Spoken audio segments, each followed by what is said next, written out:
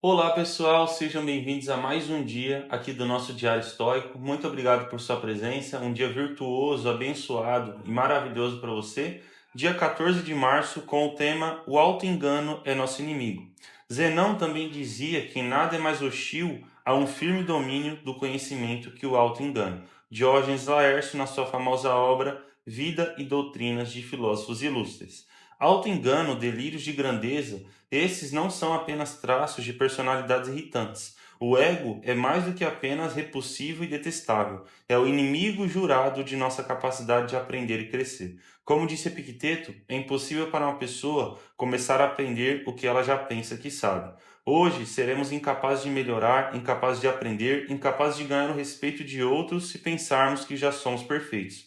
Um gênio admirado de norte a sul. Nesse sentido, ego e auto-engano são os inimigos das coisas que desejamos ter porque nos enganamos, induzindo-nos a pensar que já as possuímos. Devemos, portanto, enfrentar o ego com a hostilidade e o desprezo que ele insidiosamente emprega contra nós. Mantê-lo longe, ainda que ao menos por 24 horas de cada vez. Um dos grandes traços de uma pessoa que evolui em sua vida é justamente a humildade. A humildade é o primeiro degrau de sofisticação que uma pessoa pode ter em todos os quesitos e em todas as áreas que ela for exercer algum ofício. Justamente porque a humildade é o que te dá margem para você reconhecer aquilo que não sabe. E a partir disso, ter um mapa, ter um campo, ter um espaço na onde você vê as lacunas e preenchê-las a partir disso. Como, por exemplo, Sócrates. Sócrates, ele foi consultado no oráculo de Delfos como o homem mais sábio da Grécia, o homem que sabia de tudo, o homem que era mais inteligente, o homem que poderia dar os melhores conselhos. O oráculo de Delfos disse a ele, as profetisas de Apolo disseram isso a ele, e ele tinha uma validade, porque tudo que elas diziam acontecia naquele período pelo ritual, pela crença, pela fé que os gregos tinham nesses oráculos. Então ele poderia sair dali muito bem, com o peito estufado, com a cabeça erguida, e debater com qualquer um, como um sofista, que eram esses homens da época, como um erístico, alguém que iria querer humilhar alguém num debate, só para tentar manter o seu ego ainda mais elevado e comprovar o que o oráculo disse. Eu sou o homem mais sábio da Grécia. Só que na realidade, ele diz uma das frases mais exímias, que a sabedoria de um homem está ligada à sua capacidade de reconhecer os limites da sua ignorância. Ou seja, só sei que nada sei. Quando uma pessoa entende que o que ela não sabe é o espaço que dá valor para um dia ela saber, é aí que ela para de ficar presa em crenças e convicções vazias, como por exemplo, uma pessoa que é totalmente ignorante e não muda de opinião nunca. O sábio, ele muda de opinião sempre, porque ele reconhece que muitas vezes ele está errado e que muitas coisas ele não sabe, portanto ele tem uma opinião errônea. Já o ignorante, ele é sempre convicto de alguma coisa a ponto de discutir com você e até querer te convencer daquilo, sendo que na verdade ele está totalmente errado. Outro ponto também na vida de Sócrates que nós podemos ver é que a partir dali ele teve uma chave para o autoconhecimento. Ele entendeu que mesmo que o oráculo dissesse que ele era o homem mais sábio da Grécia, ele não se reconhecia como o homem mais sábio, porque certas perguntas que ele fazia para si próprio ele não encontrava resposta. Ou seja, ainda residia um pouco de ignorância nele. E aqui nós começamos a entender que o oráculo de Delfos não disse que Sócrates era o homem mais sábio da Grécia porque ele sabia de tudo, mas sim porque ele sabia da sua própria ignorância. E essa é a real sabedoria. É a pessoa que reconhece que ela está muitas vezes enganada e que ela não sabe de muitas coisas. Até porque o que conhecemos no mundo é uma gota, e o que ignoramos e ainda não conhecemos é um oceano inteiro.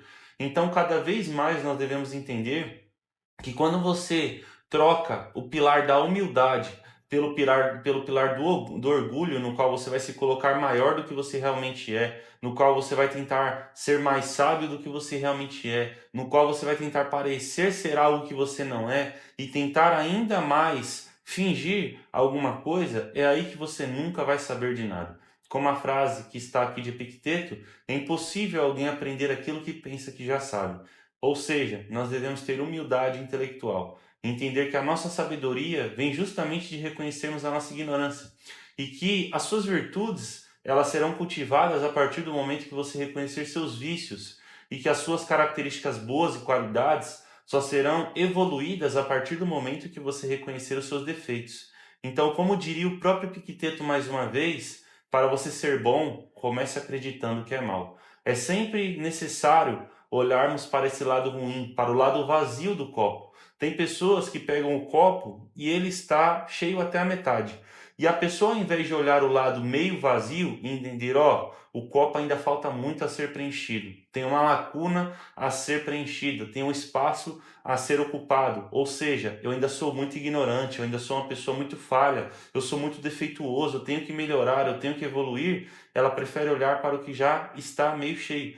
E isso daqui não é sobre otimismo e pessimismo, como as pessoas costumam associar, mas é sobre o nível que você tem de humildade e de orgulho. E a pessoa que olha o copo sempre meio cheio é aquela que sempre acha que sabe de tudo, aquela que sempre acha que é a mais capaz, aquela que sempre pensa que pode fazer tudo o que quiser, que ela tem todas as respostas e que você não pode dar nenhum conselho, uma opinião para ela, porque senão ela despreza e ainda diz que você está errado. Então, a grande questão é você sempre olhar o copo meio vazio, entendendo que tem muito a melhorar, olhando para a sua ignorância, seus defeitos, seus vícios, e a partir disso você vai conseguir evoluir.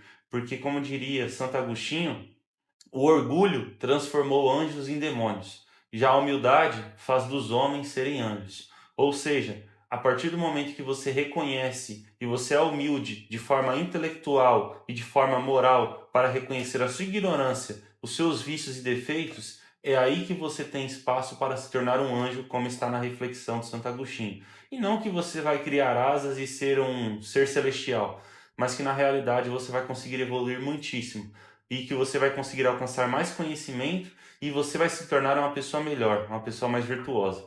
Então lembre-se disso. Aquela pessoa que pensa que sabe de tudo é aquela que nunca saberá de nada. Que você venha ser um sábio, como Sócrates dizia, aquele que reconhece os limites da sua ignorância, aquele que é humilde intelectualmente e também, como Kant dizia, o sábio ele sempre é capaz de mudar de opinião. Então que você venha ter essa flexibilidade, tanto para reconhecer aquilo que você ignora, como também para mudar de opinião quando está errado. Então, pessoal, muito obrigado. A palavra do nosso vídeo de hoje é humildade, que nós venhamos ser cada vez mais humildes. Porque a partir do momento que você é humilde, você já está no primeiro degrau para alcançar a sabedoria. Deixe sua interpretação aqui e até amanhã.